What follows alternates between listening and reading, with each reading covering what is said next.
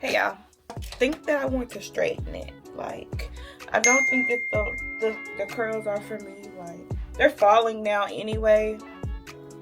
Um, I think I want to flat iron. That's what I'm about to do. I just wanted to show y'all really quick while I still got the natural waves or whatever. This is my first time brushing it today, so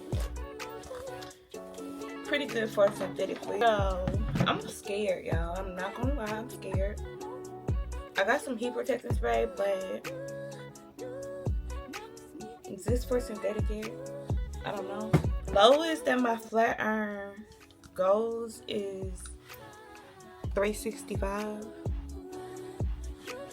So I'm hoping that that's not too high. Like a small itty bitty piece to test it.